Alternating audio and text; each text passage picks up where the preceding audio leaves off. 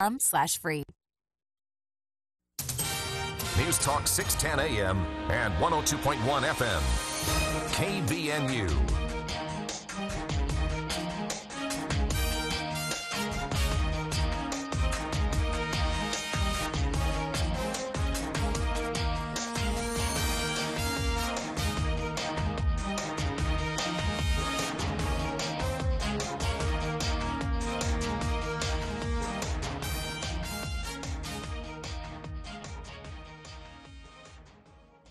I'm Bill Walter, KVNU News. News brought to you by Roof Rescue. JBS Swift in Hiram is making a new partnership with Green Gas USA, which aims to reduce greenhouse gas emissions through the production of renewable natural gas. The partnership, announced Tuesday, will bring renewable natural gas production to several JBS beef and Pilgrim's poultry processing facilities across the U.S., including the plant in Hiram. The project will include capturing methane from wastewater streams at JBS facilities, purifying it into pipeline-quality renewable natural gas, and injecting it into regional gas pipelines.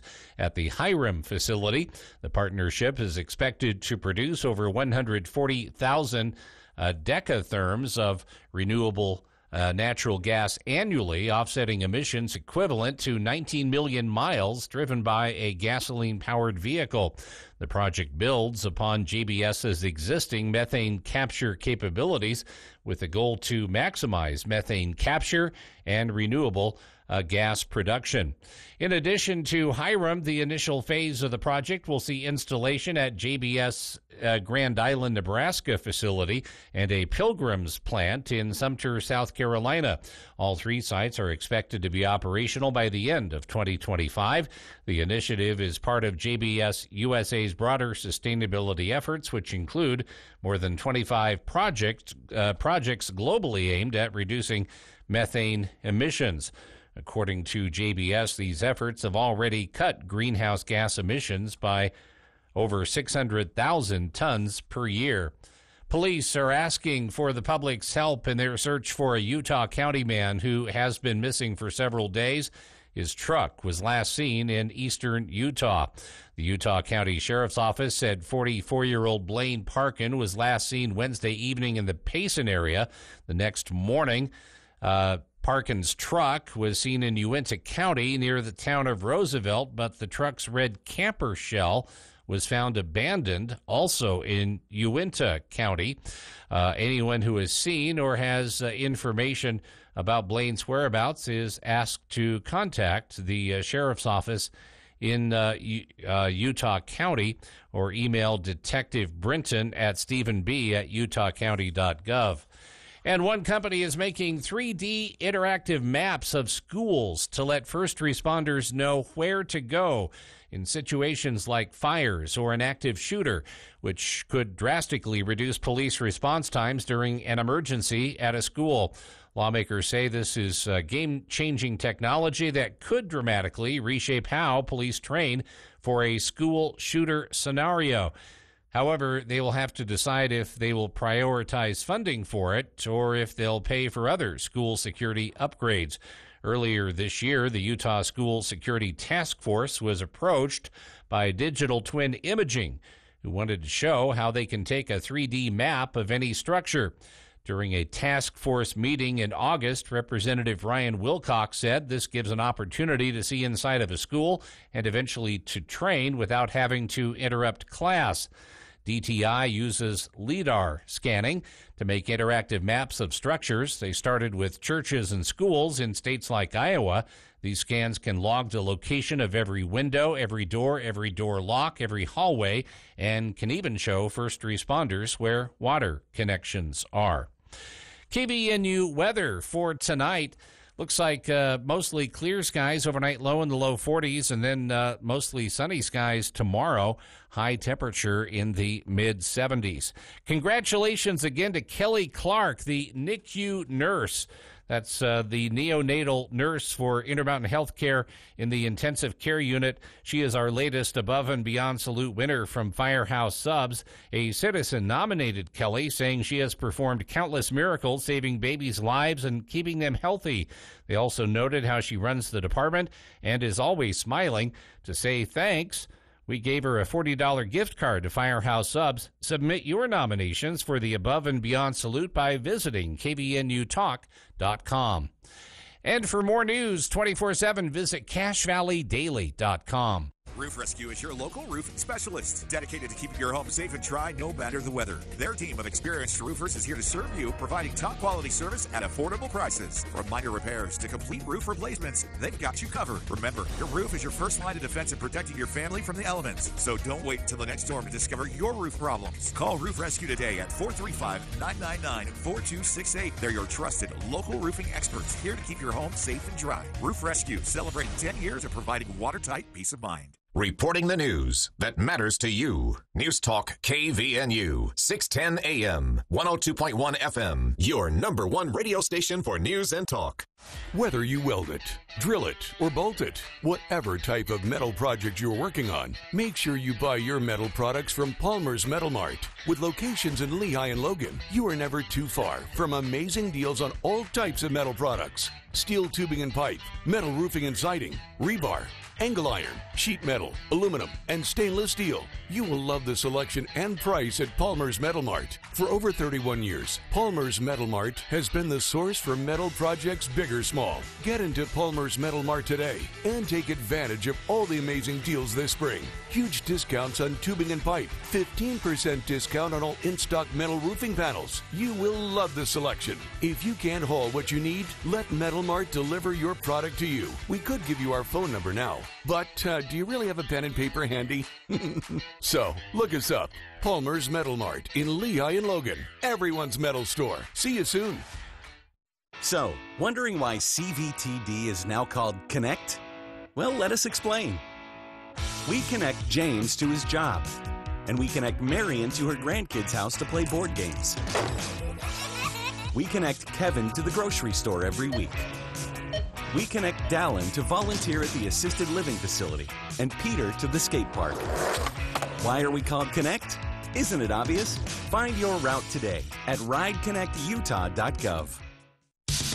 KVNU's For the People with Jason Williams and Bill Walter. And it is Utah known as the fraud capital of the world. Not because we have more people committing fraud, but because we have so many people falling for it. Going beneath the headlines and connecting you to the newsmakers. The radio is a great way to get the word out to a lot of people in an emergency. So we thank you for your help and being a partner with us. For the People on News Talk KVNU, 610 AM, 102.1 FM. Online at 610kvnu.com and on the KVNU mobile app.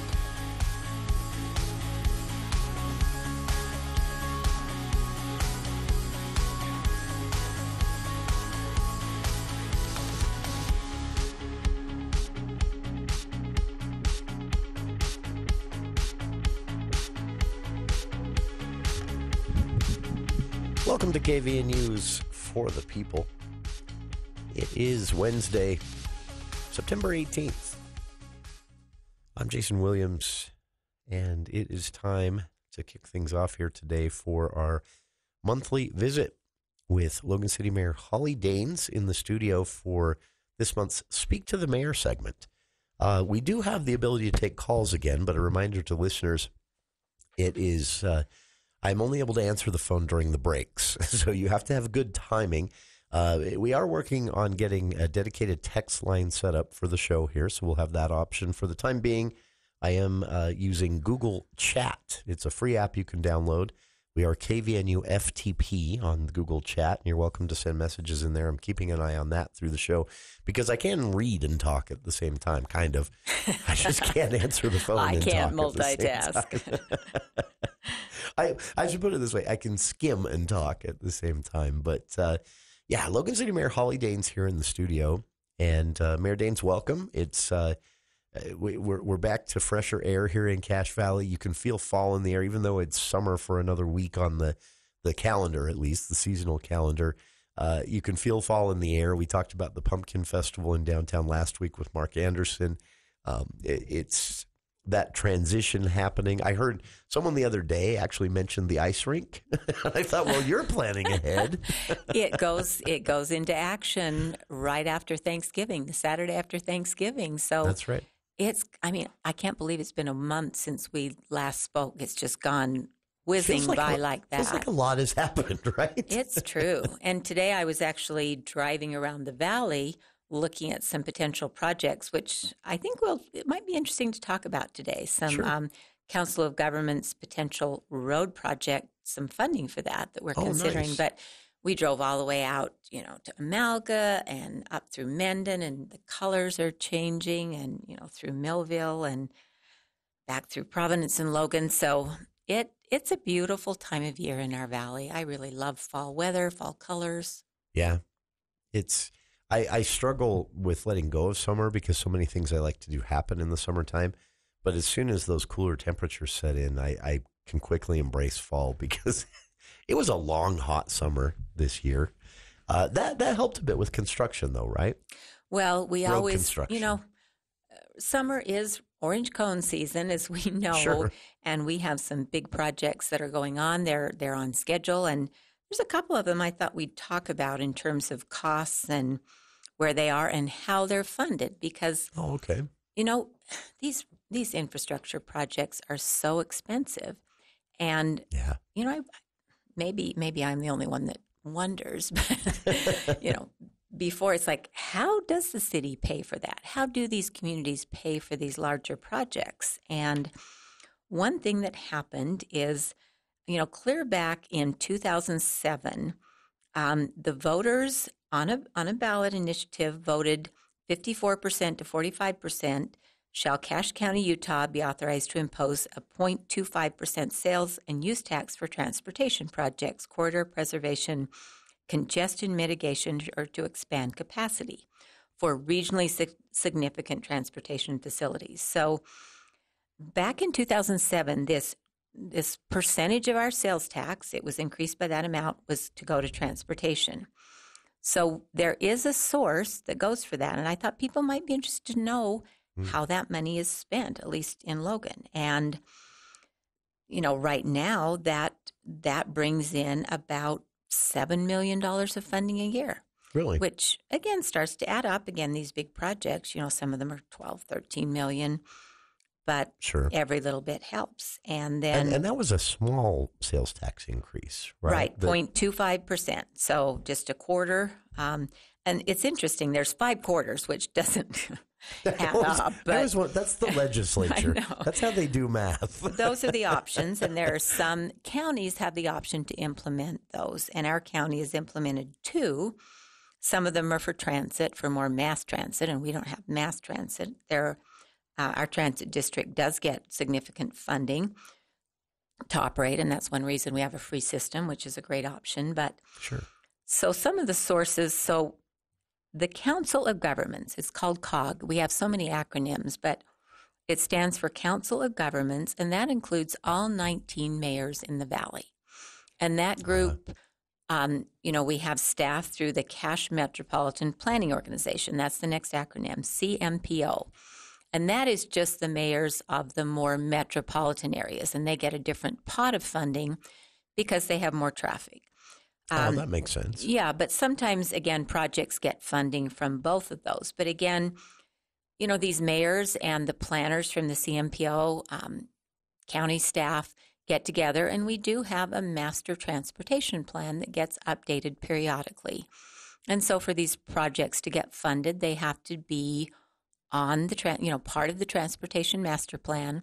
And again, with the communities working together, we try to connect communities. That's one of the categories that gets extra points on the scoring. If it's part of a regional plan, safety gets additional points. So if there's, spot improvements that are, safety hazards, that gets some.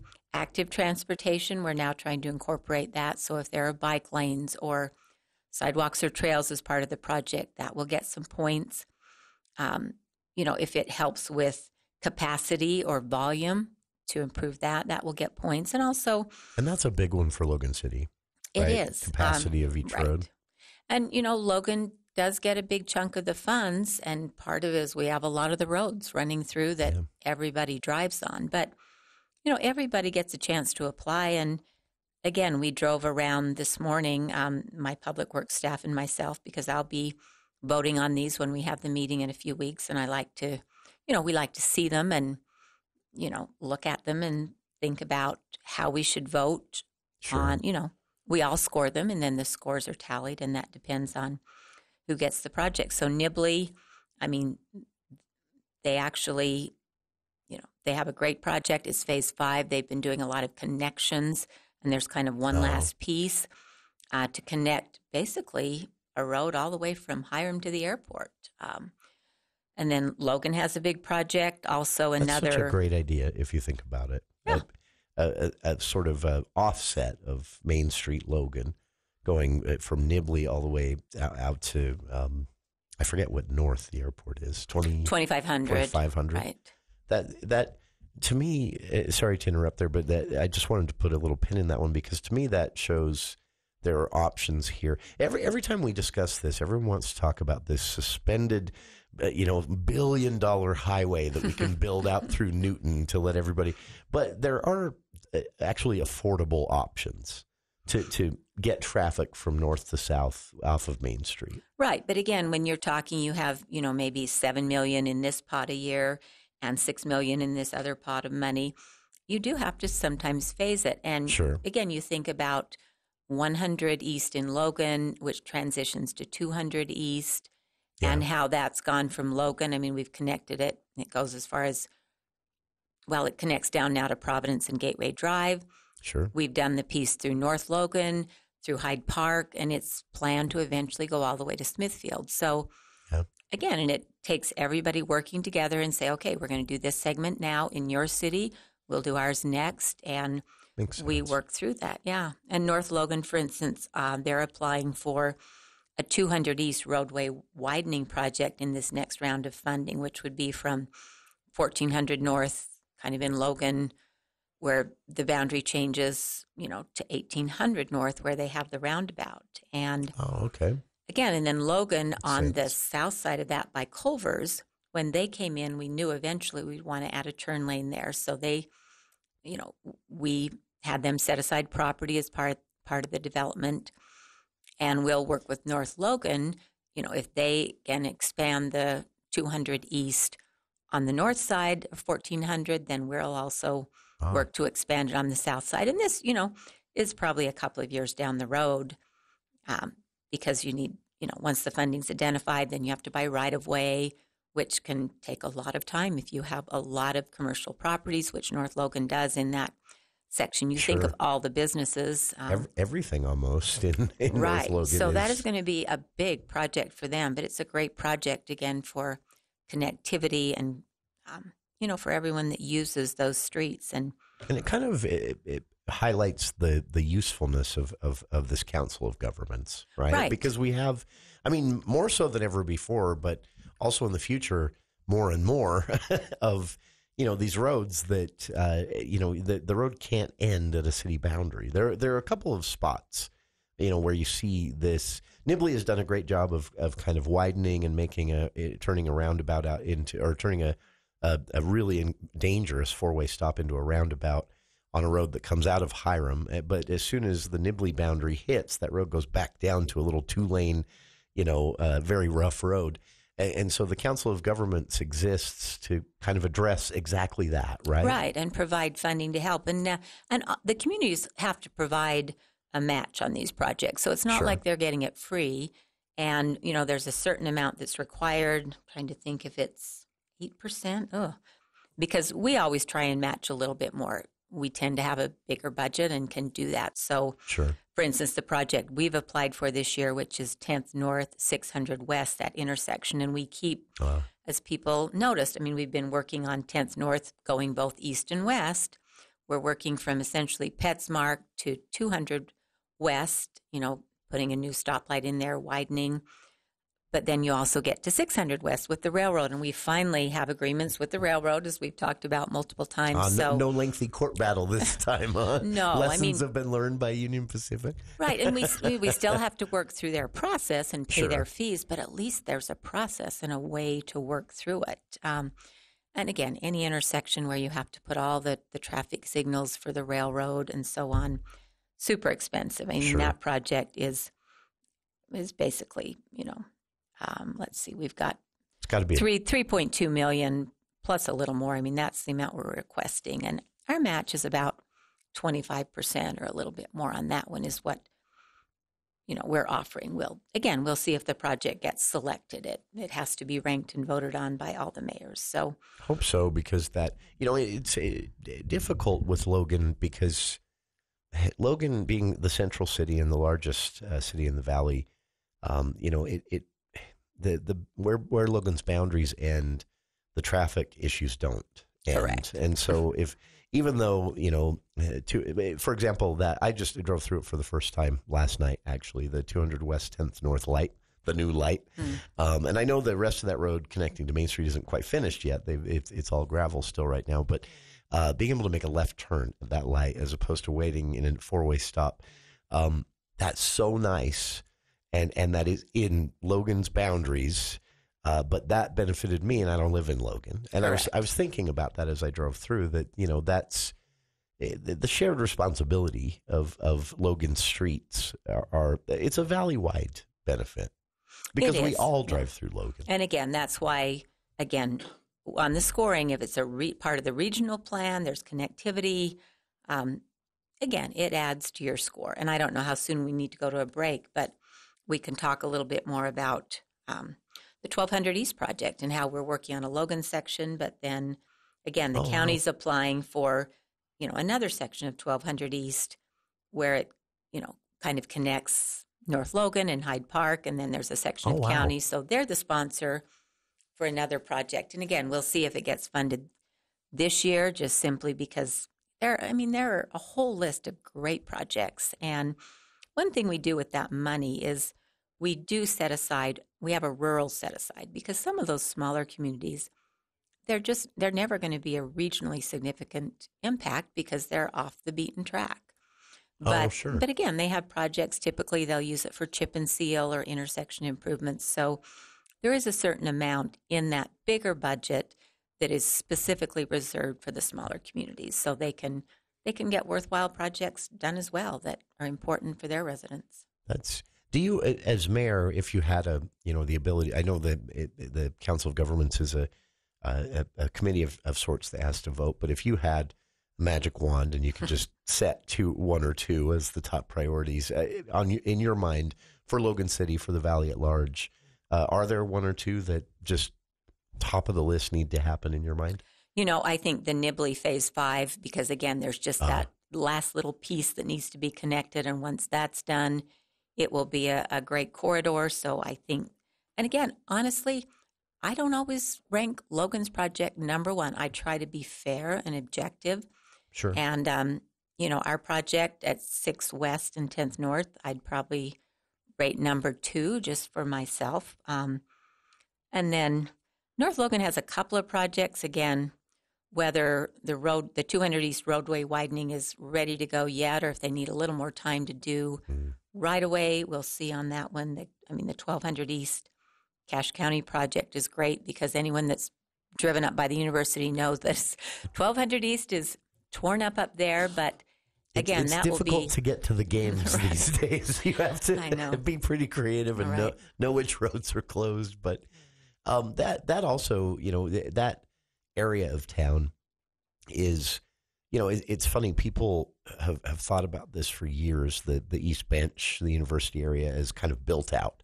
That that's done, but there is room for road improvements left and right, and there is housing being built there as well. I noticed, right? It's not done on the East Bench. Well, in that whole corridor, if you've driven up, US 89, 91 into the canyon, there's now a stoplight there at 12th East by the university. Yeah. So that makes it easier to get on and off that corridor safely.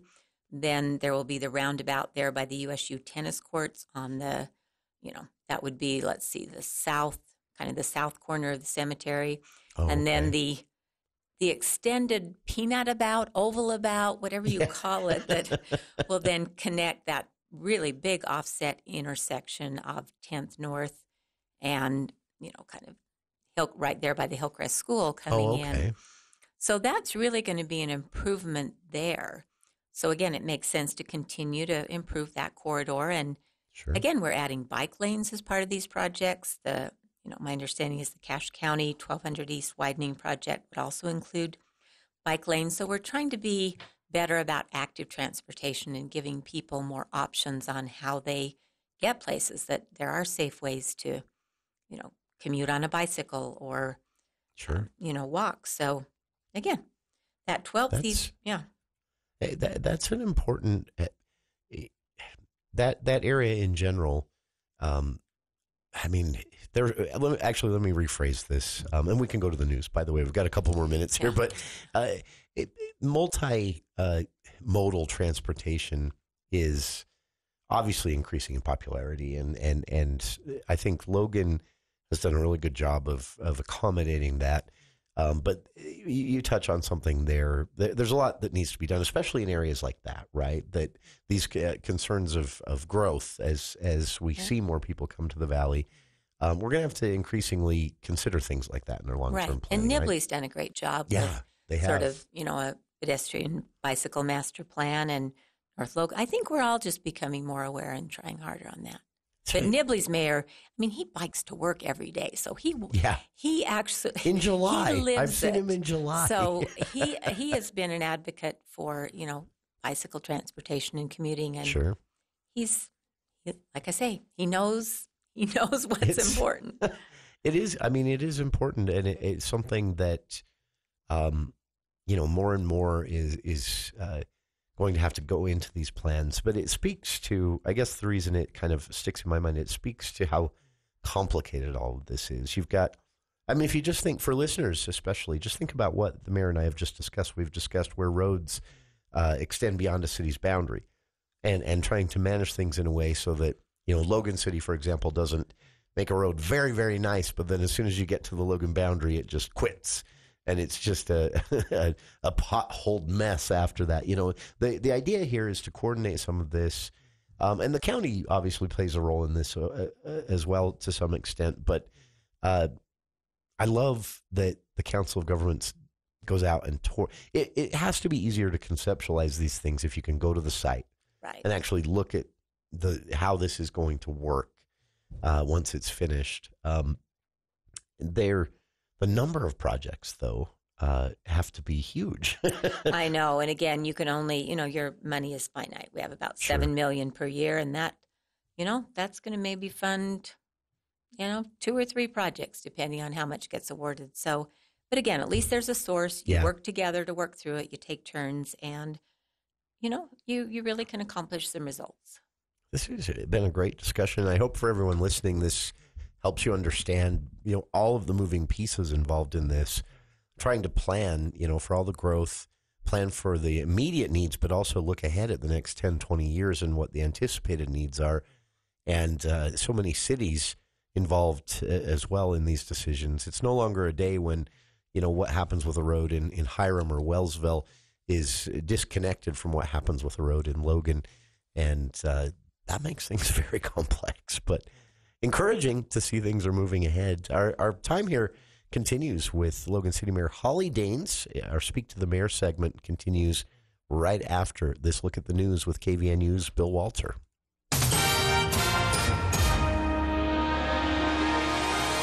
Thank you, Jason. KVNU News is brought to you by Logan Extermination. Utah wildlife officials are seeking information after a cow moose was shot and left to waste earlier this month. Biologists with the Utah Division of Wildlife Resources were first alerted to the dead moose after its GPS collar gave a mortality signal indicating it had died and was no longer moving. Biologists responded to Strawberry Valley in Wasatch County to retrieve the collar. When they got to the scene, they discovered the moose had been shot and killed with archery equipment. No attempts had been made to salvage any of the meat, and the moose had been left to waste, according to DWR. Carcass was also found in an area where it would not be difficult to locate and retrieve it. The bull moose cow hunt has begun. The antlerless cow moose hunt does not start until September 21st. Anyone with information regarding the illegal killing of this moose or any other wildlife is encouraged to report it to the DWR. A reward may be available for information leading to the successful prosecution of those responsible. Utah's first snow of the season has indeed arrived. After the clouds cleared Tuesday, snow was seen on top of Mount Logan and other high peaks along the Bear River Mountains. In Salt Lake City, Alta Ski Area's webcam showed a healthy dusting of snow near the top of Little Cottonwood Canyon Tuesday morning. Snowbird also posted a video of freshly fallen snow in the canyon, while Brighton Mountain Resort celebrated its first snow of the season as well in nearby Big Cottonwood Canyon.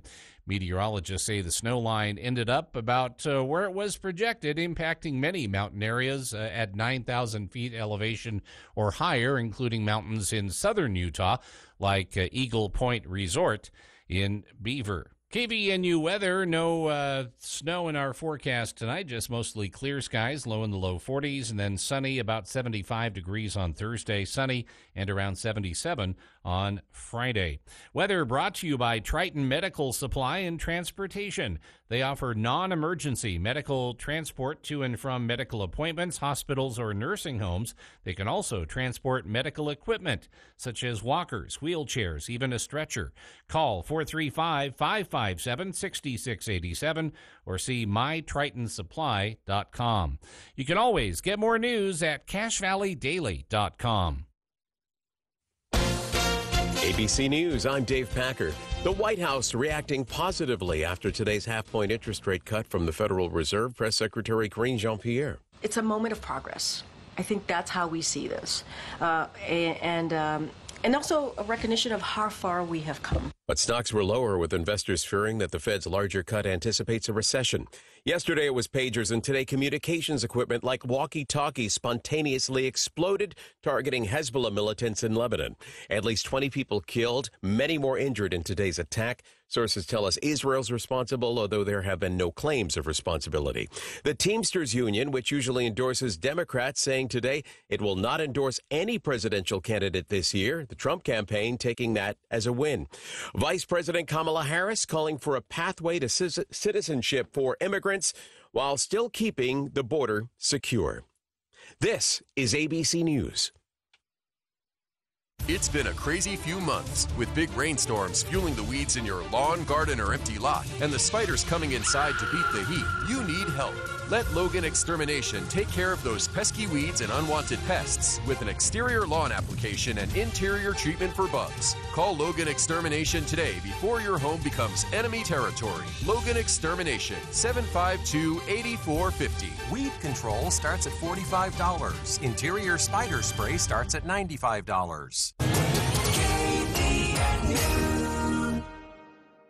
From ABC News, Wall Street Now. Traders initially liked the Federal Reserve's half-point interest rate cut, but stocks turned lower before the close on concerns that the Fed might be trying to get ahead of a downturn in the economy. The Dow lost 103 points, the S&P gave up 16, and NASDAQ fell 55 points. The broad market index hit a new all-time high right after the central bank announcement. Investor excitement was also tamed when Fed Chair Jerome Powell said all future decisions would be made meeting by meeting. The Fed also wants to turn its attention to the job market. The Teamsters Union says it won't be endorsing either former President Trump or Kamala Harris for president, saying neither was able to make serious commitments to its members. Business has gone stale for Tupperware Brands. The Orlando-based company has filed for Chapter 11 bankruptcy protection, saying it'll seek court approval for a sale. Boeing CEO says the company will begin furloughing employees to save money amid a machinist strike. Dave Packer, ABC News. Overwhelmed by Social Security and Medicare options? October 2nd at 6 p.m., Adams Wealth Advisors and Senior Benefits Insurance Services invite you to a free seminar that'll simplify these crucial decisions. Experts Jaden May, National Social Security Advisor, and Sherry Crosby, licensed Medicare agent, will help optimize your Social Security benefits and help guide you through Medicare options and costs. October 2nd, 6 p.m., come learn your options with Social Security and Medicare. Go to adamswealthadvisors.com/SS to reserve your spot today. Understanding your options makes all the difference. Join in the fun Saturday, September 28th for the second annual Center Street Giant Pumpkin Festival. This family fun event will run from 11 a.m. to 7 p.m. on historic Center Street in Logan. This is an all-day fall celebration with Center Street coming to life with live music, food, art, children's activities, and lots of giant pumpkins on display as they fight for the title of Center Street Giant. For more info, go to centerstreetgiant.com or call 752-2345. Sponsored by Cache Valley Bank and Anderson Seed and Garden. With so much financial uncertainty, are you wondering if your retirement savings will last? The market's ups and downs can keep you guessing, especially if you're approaching retirement or considering it. Your Edward Jones financial advisor can help. If you have more questions than answers about what's next, we can work together to help ensure you're prepared for the future. After all, retirement isn't the end of the road, it's a new beginning. Call one of our 11 branch locations in Cache Valley or go to edwardjones.com. Edward Jones, member SIPC. Hey, this is Wade from Lazy One, and we are very grateful for winning gold as the best place to buy a gift in the 2024 Best of Northern Utah.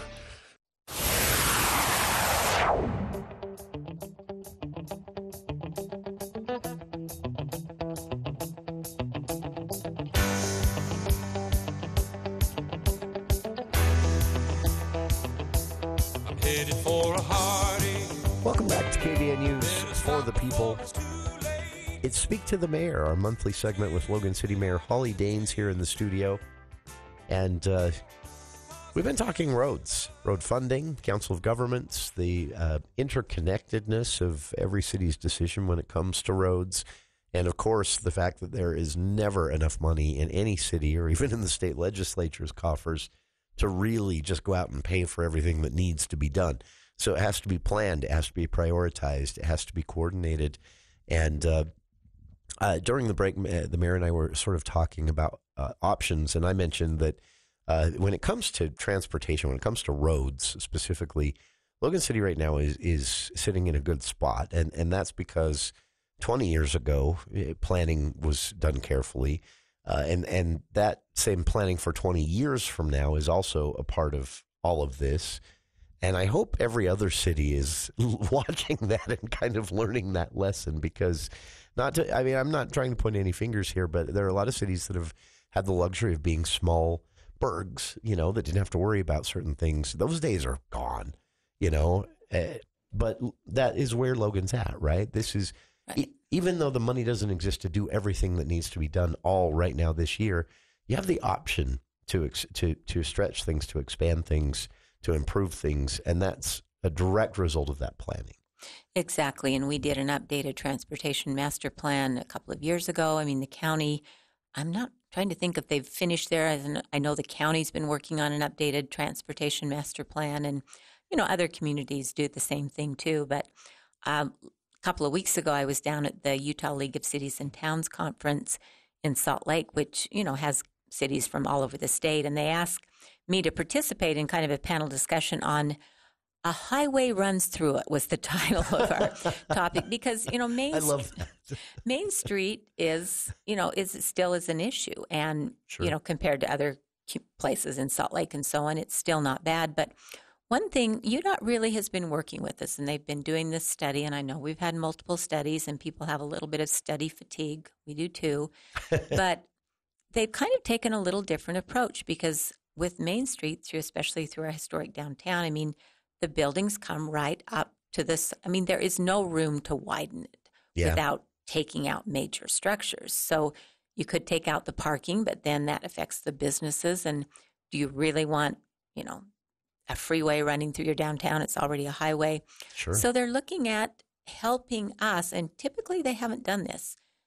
Usually Logan City would be responsible for all the side corridors, but they're actually looking at saying maybe we as UDOT need to help invest in some of these alternative routes again, just to try and improve traffic on Main Street, but help potentially pay for some other ideas. So, again, we're expecting sort of a public report on that fairly soon. We'd hoped it would be maybe last month. Clearly, they're still working on it, but we'll be announcing that when it comes up. And if people are interested, there'll be a chance for public to comment. They'll talk about the potential ideas. So, again, Logan is not the one to make the decisions on Main Street, as I think most people know, but we've really been working with UDOT to try and improve that. But, back a little bit to our conversation before about the COG, the Council of Governments, and the mayors working together to allocate that funding, which is about $7 million a year from that 0.25% sales tax. We also get some funding through the CMPO, which is Cash Metropolitan Planning Organization. And that funding comes from state and federal transportation sources. And that's, usually around $6 or $7 million a year. And again, those mayors involved in the more metropolitan areas, the bigger cities, help make those decisions on those projects.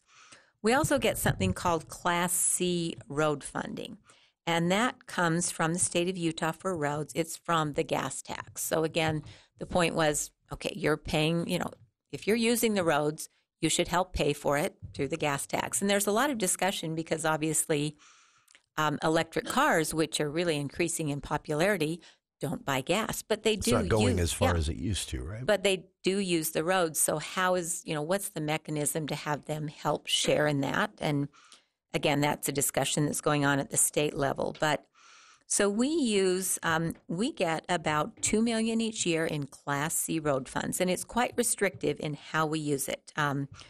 We can use it for salt for winter snow plowing. We use it for our chip and seal each year, which is a big expense, but it helps maintain our roads. With some road construction costs are eligible and traffic signal maintenance. So, again, that helps. So it can be used to go out and build a brand new road, right? Okay. Correct.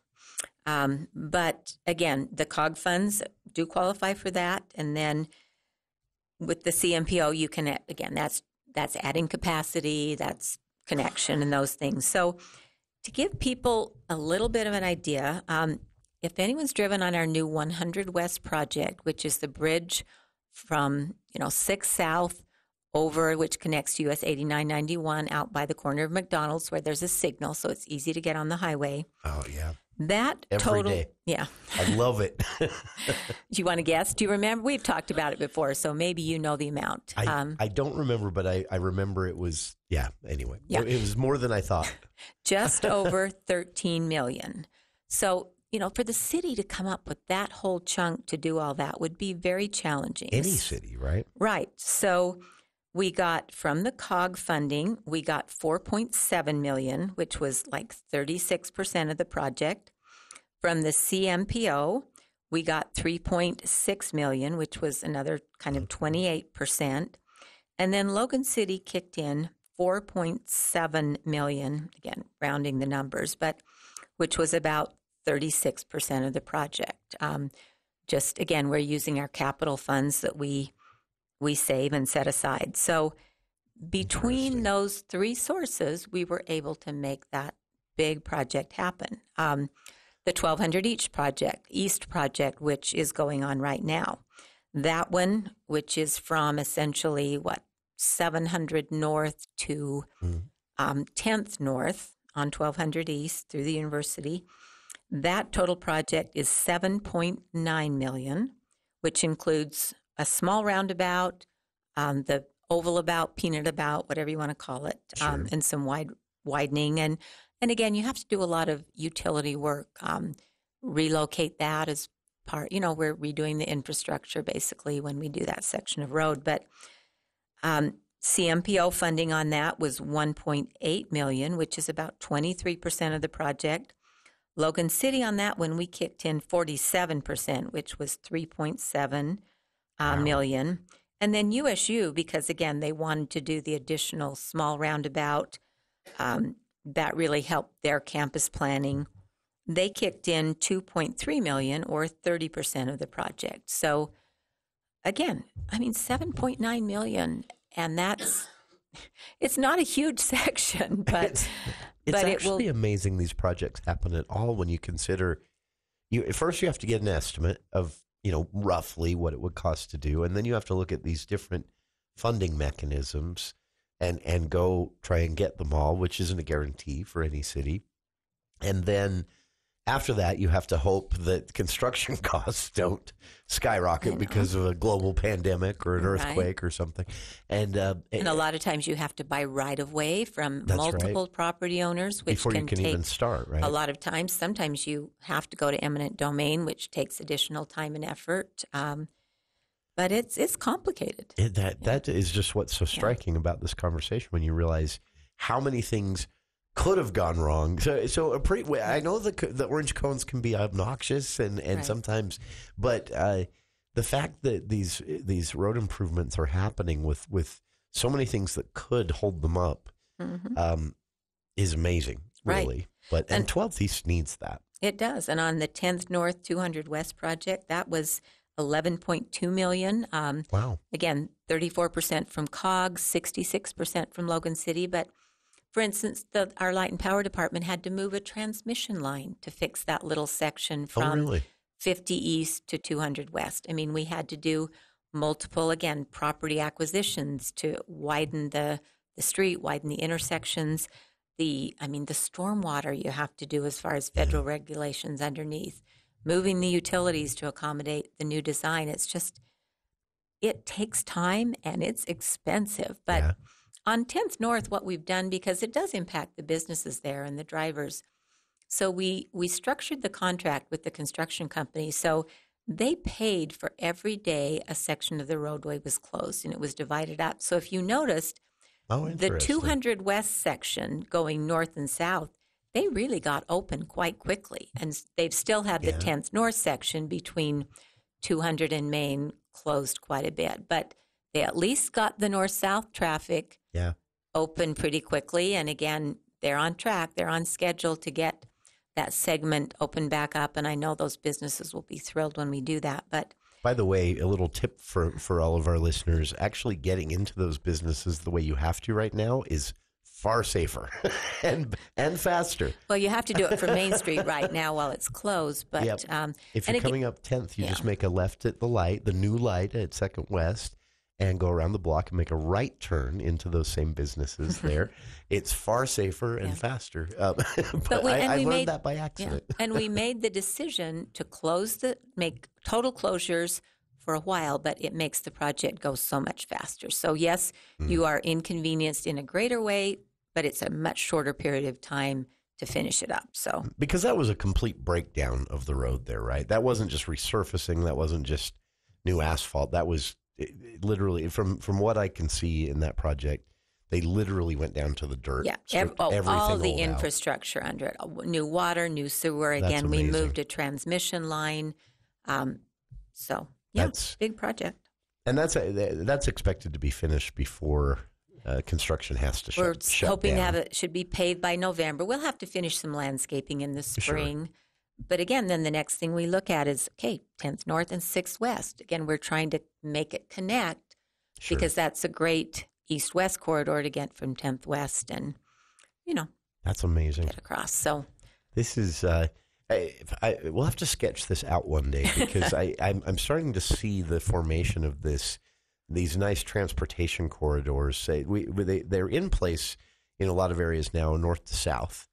And now we're seeing the east to west come together, and that buys Logan City a lot of time. Yeah, we worked on 18th, we worked on 14th, now we're working on 10th. So anyway, and I hope I haven't bored people with all the details. No.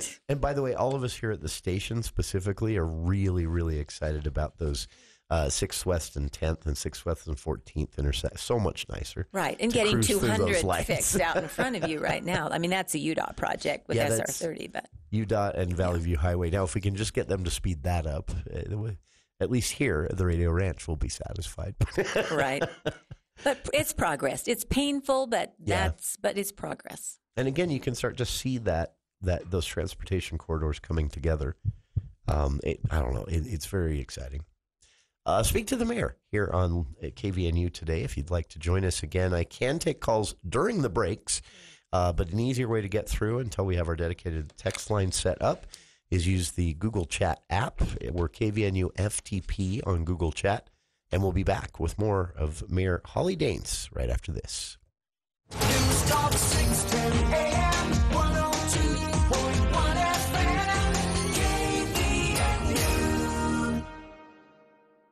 Hey, thrill seekers, we know you love your toys. From boats to dirt bikes, your adventures are what keep life exciting and risky. Every adventure comes with the risk of unexpected disasters. This is Matt Robbins with Quality First Insurance, an Alera Group company. As an independent auto owner's insurance agency, we understand the risks you face. Our agents will ensure you get the coverage that suits your unique needs. Keep the thrill alive and worry-free by calling Quality First today, 435-752-0101. It's the final week of the 2024 Top of Utah Parade of Homes, presented by Willow Lakes. Explore stunning, custom-built homes, showcasing exquisite design and architecture. September 19th through the 21st, Platinum sponsors Burton Lumber and Remax Peaks invite you to experience Cache Valley and Bear Lake's finest living. Mark your calendars to be inspired by these beautiful homes. Get tickets at Bank of Utah and USU Credit Union or online at topofutahparadeofhomes.com. That's topofutahparadeofhomes.com. Weather changes are tough on your transmission. As we move to colder winter weather, AMCO Transmission invites you to bring your vehicle in for preventative maintenance before the snow flies. Have a diesel pickup, Cummins, Duramax, or Power Stroke? AMCO in Logan is your transmission specialist, and they promise to get you in quickly. For over 50 years, AMCO Total Car Care has been experts in repair for transmission, brakes, tune-ups, and more. Find your local AMCO. 75 East, 2000 North, 752-1940. September is National Honey Month, and to celebrate, Cox Honeyland has local Cache Valley honey on sale. Bring in your own jar to refill or snag one of their 12-pound or 24-pound containers. It's also time to make room for fall merchandise. Their fall-summer clearance sale at Cox Honeyland is underway. Save up to 50% off all summer merchandise, including the spinners. Their fun gift store is full of decor, treats, and more. That's Cox Honeyland and Gifts, 1780 South, Highway 89, Logan.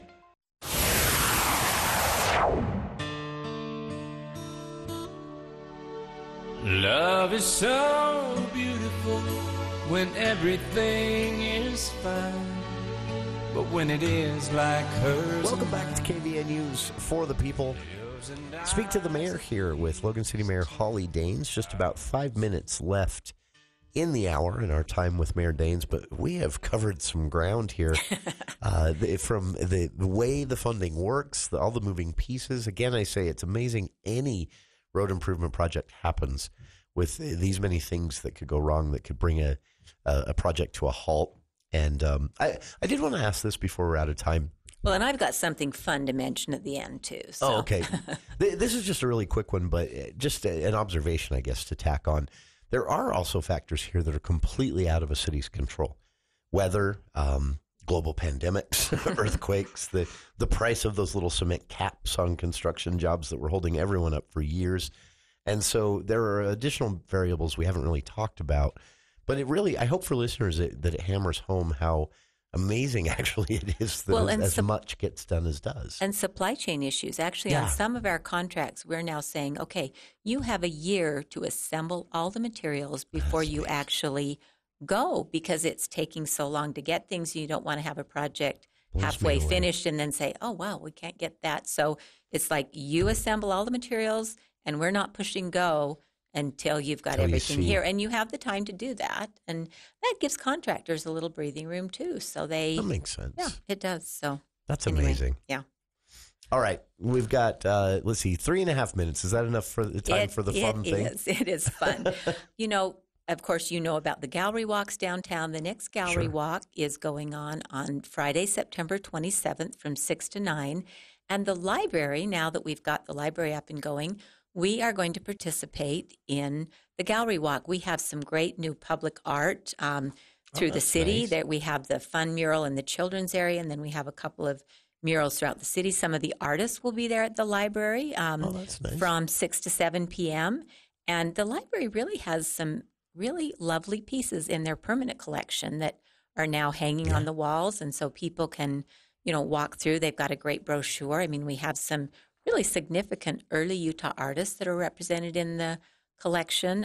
Oh, wow. So, Henry Moser, Calvin Fletcher, and then local artists Jerry Furman, Harrison Groudage, some of those familiar names. But so if you're doing the gallery walk, I know it's a little further to get all the way down to the library, and we don't yet have our pedestrian crossing on 200 North, which UDOT has allowed, has said they'll do.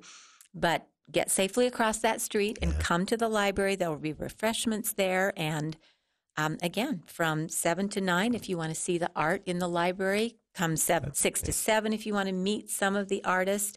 We've got some great outdoor art on the plaza that was, again, provided by donors. So I think that is fun. Speaking of art, one quick thing, the mural in downtown across from the library was a feature in the Salt Lake Tribune this week. Really? Yeah, they sent a photographer up and everything. I haven't seen the mural since it's been finished, but yeah, they had a photographer up here, and they talked to the artist, Cole. Right, Cole Eisenhower, and it's called Strength of the Bear is the name of the piece. Yeah. And Spirit of the Shoshone, and he actually worked with, some of the native tribes to make sure he was representing them in an appropriate way, and, that's such a big wall. You can really...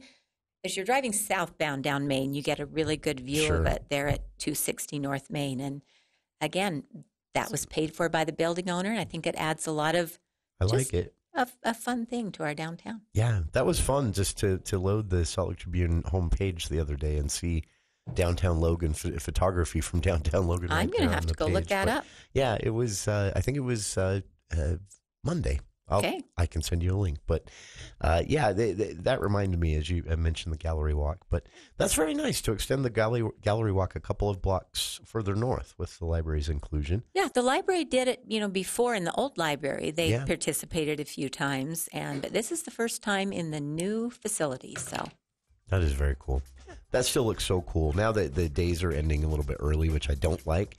You get a chance to drive by when the sun's going down and the lights are still on at that library. You can see inside. It's beautiful. Very cool building. Fun for Logan residents. All right. We covered a lot of ground in that hour. If you missed any of it, this whole episode will be up on our podcast later this evening. And thanks to you, our listeners. And, of course, thanks to you, Mayor Daines, for taking an hour out of your day for us. We'll see you next month. I always enjoy chatting with you. Thank you. It's our pleasure. And pleasure to have all of you tuned in. Hope you'll stay tuned for Hour 2 coming up right after this here on KVNU Logan.